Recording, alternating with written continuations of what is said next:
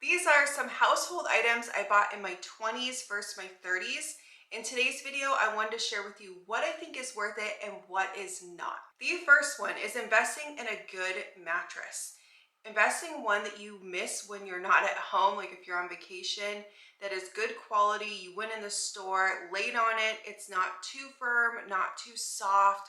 Mine has a cooling feature. Like, I love this bed. I sleep so much better. And this one lasts for 10 years. So I think investing in a good mattress that, really fits you is definitely worth the money. Next is a really good coffee machine, coffee that you look forward to every morning. I love my Nespresso coffee machine.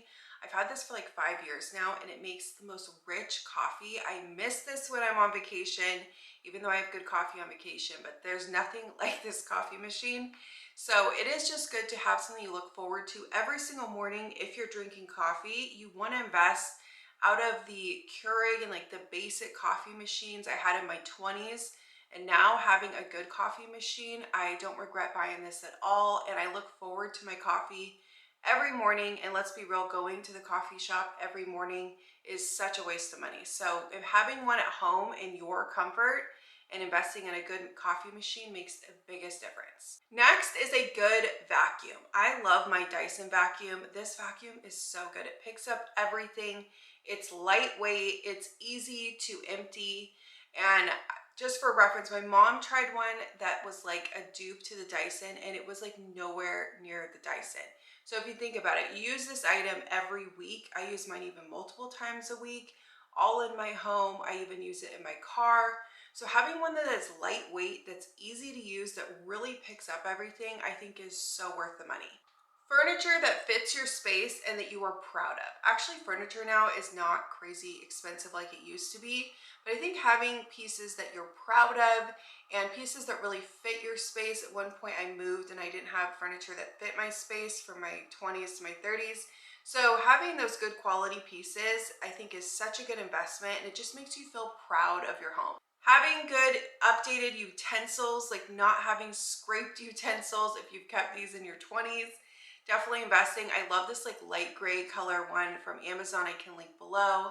And then also getting rid of your utensil holder. Not having that out on your kitchen counter frees up so much space. It's like one of those little things I could never go back to.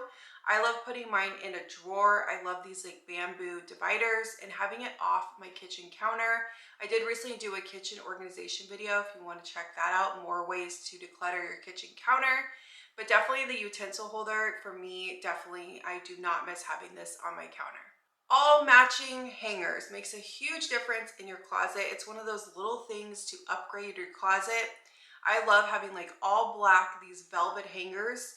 Just the sense of it all matching instead of having all plastic mismatch hangers, dry cleaner hangers. It's one of those little things in your home that I think is such a good investment to make. Closed automatic trash cans, I could never go back. In my bathrooms and my kitchen, it's just nice to not be able to see your trash, and definitely like the bathrooms, like not be able to see your trash. It's automatic, so you just put your hand over it. It's so much easier. It's one of those little things, again, best investment. Now let's get into some items that I think are not worth your money that I definitely regret having in my 20s versus my 30s. And I am just turning 39 this week, so this is my honest opinion, 20s versus 30s. Big loud print signs like live, laugh, love, the kitchen sign, coffee sign. I am guilty of these in my 20s and I would never own these again. I do think if you're gonna put wording on anything, like coffee table books are really nice to have like a positive message or somewhere that you like to go. I do love coffee table books. But having the big loud print word signs, I definitely would never own now in my late 30s. Pictures of your city or like a skyline city like New York, or like just like the 3-tier city picture. I think that's like something I owned in my 20s. I would not own now. I actually want to print out like a picture from Europe or something. I have like kind of a basic one, but it's some random place on my fireplace, but it looks a lot nicer than that like city view one that just screams young to me. Sticking to lighter color furniture and decor and staying away from any bright colors. Now, I didn't really invest in like bright colors, but I used to have a lot of dark colored furniture. I think light colors make your space look so much nicer. It just looks a lot more high end. Again, I don't think you need to spend a lot of money, but lighter decor, I think if you're gonna invest in some colors, like doing lighter colors, like I have a lot of like light green in my decor and it kind of is good for a pop of color, but not doing like any bold prints. But for me, as a personal preference, I would never have like bright, bold furniture. Dressing for your lifestyle. Definitely in my 20s, I bought a lot of going out clothes, a lot of heels, wedges. Now I'm like all more about comfort. So I think just going with what you do in your everyday, like if you're home more, investing in clothes that are comfortable, that you will wear more at home. Also in my 20s versus 30s, like getting clothes that flatter your body type and then also sticking to colors that flatter your skin tone. That really helps me to narrow out clothes, whether I'm getting rid of clothes or buying new clothes. But definitely sticking to your lifestyle and what fits you is so important when buying clothes. Too many cleaning supplies. I would never have so many cleaning supplies again. Investing in just a few good cleaning supplies. I do have like an overstock bin in my garage, but I have decluttered probably like 20, 30 products that I was never using. So having like a kitchen cleaner, a bathroom cleaner, you really don't need it. So I would never have like an excessive amount of cleaning products again. Too much linen or towels. This is definitely my 20s. I remember like my linen closet being full of all these towels and linen. I only have my bed sheets. Like I don't even have a second set.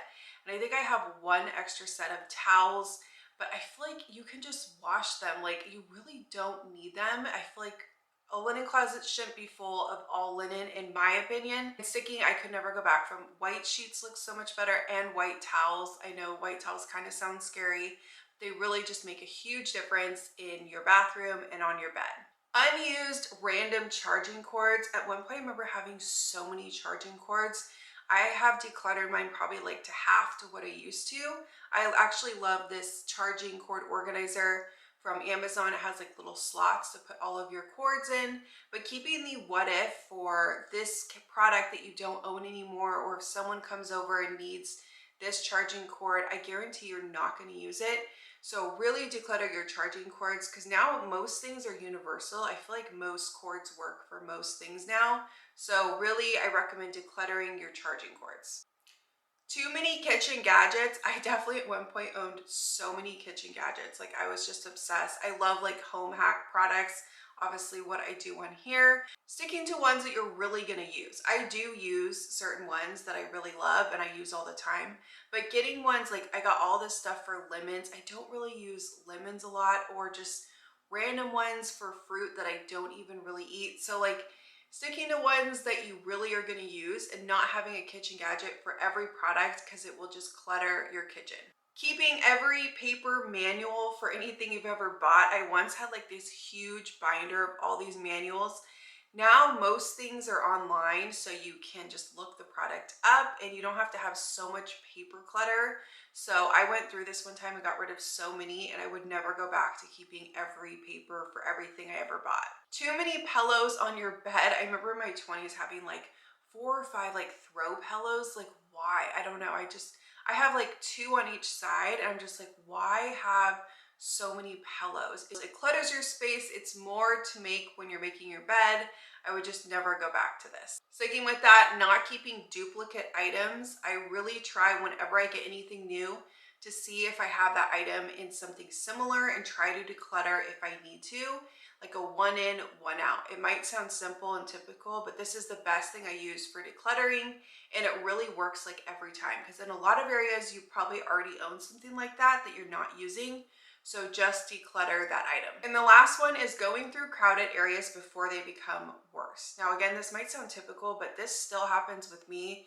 And I will find an area I'm like, all this stuff was just sitting here that I wasn't using. So I try to tackle it before it becomes worse. Like if it's a junk drawer or any kind of cabinet, if it's bothering me, I just try to tackle it, because it will just sit there for another year and I'm not using any of that stuff. So that does it for items that I think are worth your money and not going from my 20s to my 30s. I hope you guys enjoyed this video. If you did, give me a thumbs up. All of the good products I will link down below in the description box. If you're new here, I hope you subscribe, and I will see you soon in my next video.